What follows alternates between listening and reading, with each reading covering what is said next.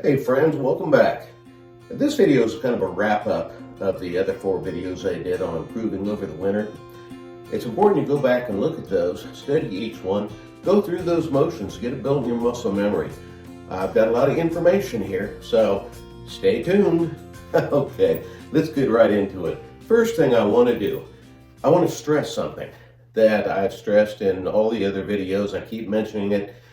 You probably don't even know what I'm talking about. You don't quite understand it. You've never developed a feel for it. And that is to keep your arms loose. Your arms are strings hanging from your shoulder. They have nothing to do with your golf swing at all other than to hold on to the club.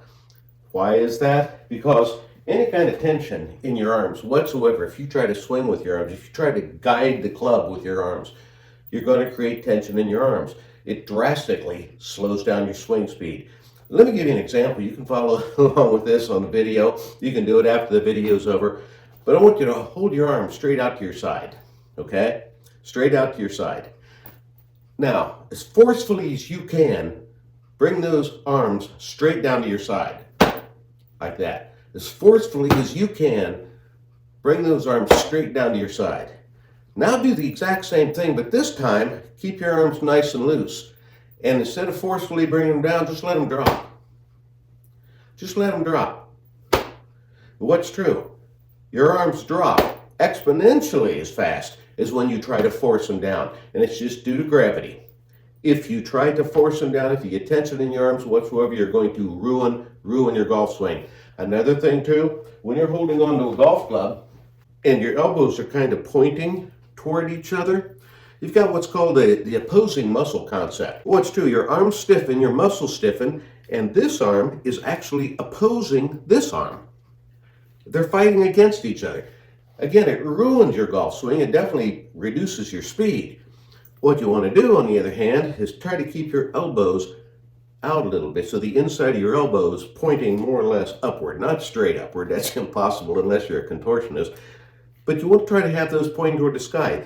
That takes these arms, instead of opposing each other, it makes them work together as one unit.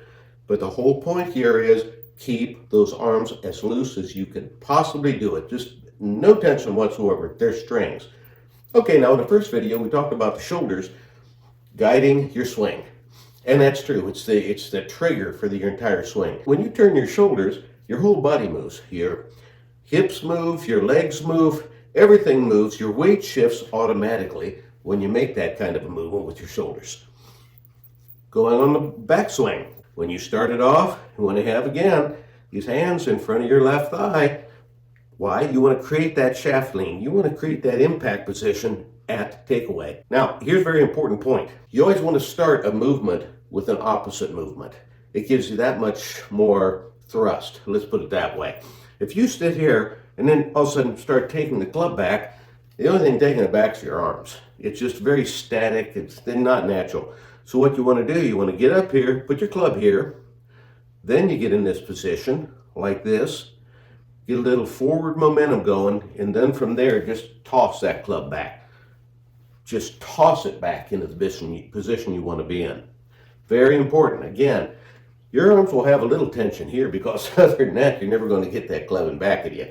They're going to have a little tension, but basically it's a throwing motion to throw that club up there. Once you get up here, your back's facing the target. The club's in back of you. You've got your weight on your right side now. Now, I'm not talking about you're standing up like this. No.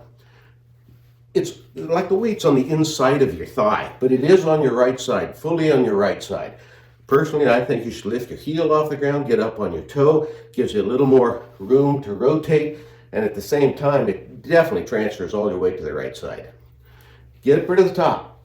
At this point, a couple things happen. You get up here, now you just let your arms drop, like you did in that preceding example. You just let them drop. And at the same time you're letting them drop, you're starting a little forward momentum. You're starting that weight shift. That's your forward momentum going straight toward your target. It's very powerful. So you want to start the forward momentum at the same time, and you'll have to practice this. That's why I said to do these little things over and over until they get ingrained.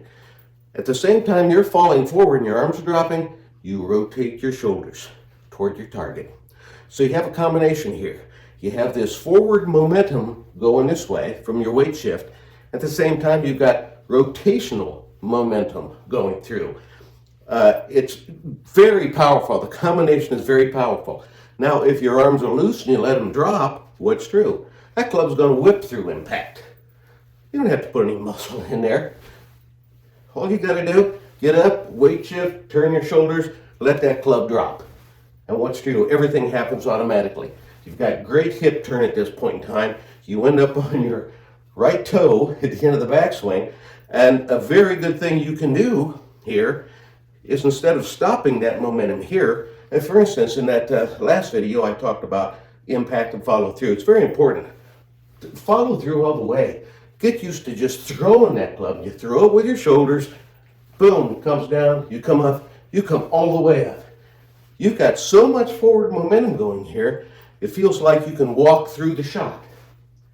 And that's a good thing. It's a very good thing just to walk through the shot. Gary Player was just a little skinny guy. What's true? He didn't have any muscle. He didn't have tremendous strength. He sure didn't have the weight. But what he did, he created so much forward and rotational momentum, it would literally lift his right foot off the ground. He would walk through his shot. That's to ensure that all that power is going forward. You hit the golf ball, it's going to be gone. Now, I can't stress enough about practicing all those little individual things during the winter, down your basement, on your garage. You know, it snows on the ground, you're not going out there. But just practice those things. Practice your shoulder turn. Practice and get the feel that my shoulder is controlling everything. I turn to the right, what's true? My hips go where they're supposed to go. Weight shift goes where it's supposed to go. Practice that. Practice flinging that. I mean throwing that club up here as opposed to lifting it up with your arms all the way. Concentrate on getting your back facing the target with the club way up here over your right shoulder. Concentrate on that. Concentrate on starting that downswing the same way. You come up here and you fall toward your target. You fall, and at the same time you fall, the same split instant, your shoulders start to rotate. Get all that working together. And as far as the club, it drops. Now your arms won't catch up with your body until you get to about here. That's why I was saying, you can come across here, your arms haven't really moved. Couple points, minor points. Well, actually, they're pretty big points. When you take that club back, forget about tucking that right elbow in. You always hear it. Tuck the elbow into your side. Keep it there. Well, if you do that, you're going to be swinging like a baseball. No, you don't do that. Get that thing out there. Get that elbow up there. Get a nice wide arc on you. Because when you turn, what's true? That right elbow is going to come right into your side automatically. It's nothing you have to think about. There's no tension forcing it down there. It's going to happen naturally. Second thing is, don't worry about keeping your left arm straight. There's very few people can actually do that naturally anyway. The rest of us would have to flex that left arm. When you flex your left arm, you're stiffening it up. You don't have the loose arms that you need for that club to just whip through impact. So don't worry about that. Trust me, due to centrifugal force, when you get down to about here, that left arm is going to be straight. It's going to pull that arm out and be straight. Now, a lot of people say, well, you know, I've got to guide the club to the ball through impact, so I need tension in my arms. And absolutely, it's not true. That club is going to come into the ball every time, regardless. Well, anyway, I hope you like this series. Practicing without a golf ball in your spare time, it's so beneficial. I can't even tell you how beneficial it is. But if you don't concentrate on hitting that ball, you will develop a great swing. Then go out and hit balls in the spring and the summer. Well, thanks for watching. Be sure to like and subscribe, share it with your friends, and we'll see you next time. Thank you.